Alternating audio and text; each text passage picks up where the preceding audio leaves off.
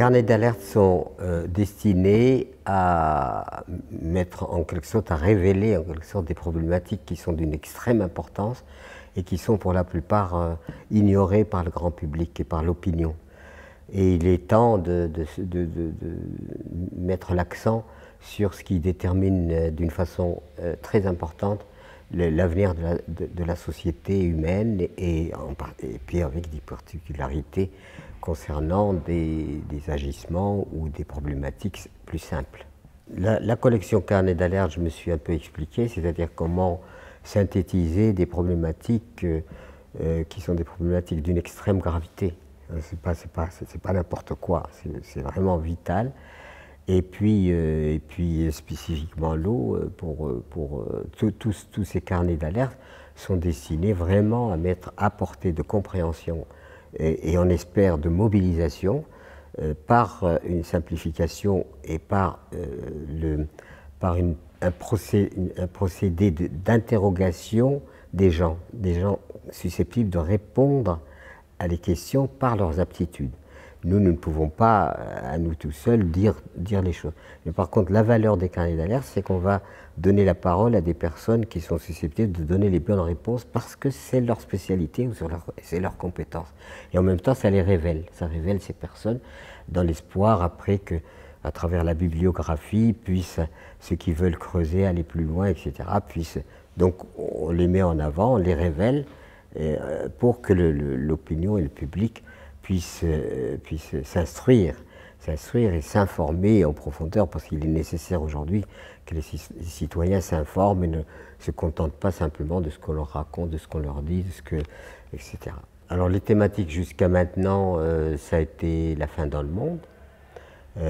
Pourquoi la faim dans le monde? Et on découvre finalement que la faim dans le monde n'a pas lieu d'exister si on fait la mesure et le bilan des richesses planétaires par rapport à la population, même si cette population est importante, avec une organisation différente de la répartition des biens et des ressources alimentaires, tout le monde devrait être nourri. Et or, ce n'est pas le cas. Et les carnets d'alerte concernant la faim dans le monde est destiné à faire comprendre quels sont les mécanismes qui amènent à ces disparités considérables entre des gens qui ont trop et des gens qui n'ont même pas assez, la faim dans le monde et toutes ces questions-là. Sur les semences, les gens ignorent que les semences, c'est la vie. La semence, c'est la vie. Depuis la fameuse révolution néolithique, où l'agriculture est devenue une activité de survie, eh bien les êtres humains n'ont pas cessé de collectionner des semences destinées à entretenir la vie. Et malheureusement, depuis quelques décennies, eh bien, ces semences ont disparu à raison des 3/4. Ce qui est évidemment une véritable catastrophe, puisque les semences, c'est grâce aux semences qu'on arrive à survivre. Alors on remplace tout ça par des OGM, des chimères de toutes sortes, ce qui est, à mon avis, pour moi, une sorte de crime contre l'humanité. L'eau est une denrée, est un principe absolument indispensable. Absolument indispensable. On m'a posé la question, un journaliste m'a posé la question sur l'eau, je lui ai dit, madame, vous êtes de l'eau. C'est-à-dire que nous sommes de l'eau. Il n'y a pas l'eau et nous sommes déjà de l'eau. Et on se rend compte que l'eau devient aujourd'hui un enjeu planétaire considérable, dans le sens où quand elle est en surabondance, elle est polluée et dégradée aussi, hein, et puis qu'il y a des populations tout entières qui, quand il n'y a pas d'eau, meurent de faim, parce que l'eau c'est la vie. Et l'eau devrait être traitée comme un bien plus précieux que le diamant et l'or, plus précieux que tout.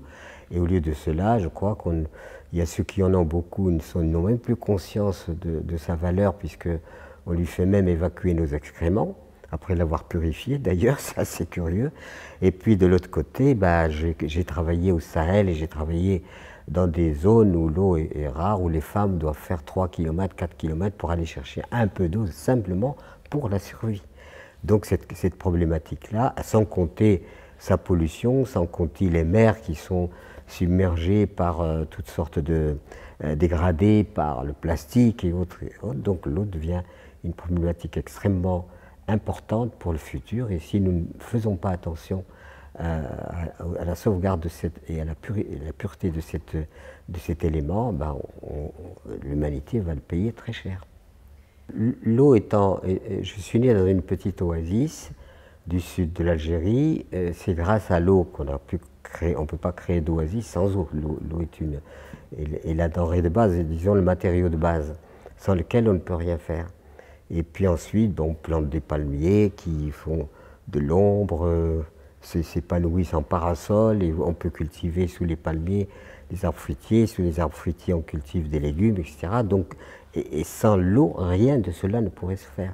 C'est que ça crée, il est impensable de créer des oasis sans l'eau. Donc l'eau est extrêmement précieuse, et à l'époque, voilà, mon père lui-même avait creusé un puits pour la trouver, et puis des tas de voisins venaient chez nous pour s'alimenter en eau, et l'eau étant sacrée, on ne pouvait pas la refuser. C'est-à-dire que c'est un élément d'une telle valeur qu'il était impossible et presque immoral de ne pas l'offrir aux autres, de ne pas le partager. Et ça, il y a une belle anecdote. Je suis très inquiet pour la ressource de l'eau, parce que déjà, l'eau, il y a d'un côté les gens qui meurent d'une eau insalubre, voilà, microbes, etc., parce que la pauvreté, la misère, mais nous, le problème de l'eau, c'est qu'elle est dénaturée aussi. Elle est dénaturée, on est obligé de mettre des substances pour la rendre non nocive, et donc elle perd en quelque sorte de sa qualité, comme d'ailleurs la terre qui nous nourrit perd de sa qualité quand on la drogue d'engrais chimiques. Et donc cette eau vivante qui dévale des montagnes, qui sort des sources, etc., elle est porteuse d'énergie. C'est pas seulement de la substance, c'est aussi de l'énergie. Comme la terre, c'est pas que de la matière, c'est aussi de l'énergie. Quand on est dans le désert, etc., eh bien on peut peut-être se passer un peu de nourriture. La nourriture, on peut patienter, on peut attendre, etc. Mais l'eau, c'est impératif. Quand on a soif, et donc c'est un élément vital, comme tous les autres, mais c'est un élément fondamental, puisque c'est notre composition même, c'est notre propre composition. Nous sommes nous-mêmes de l'eau, comme je l'ai dit au début. Donc c'est plus que vital, c'est-à-dire qu'en fait c'est un élément qui a une telle prégnance sur la vie que c'est la vie. C'est la vie. L'eau, c'est la vie. Et sans eau, il n'y a pas de vie.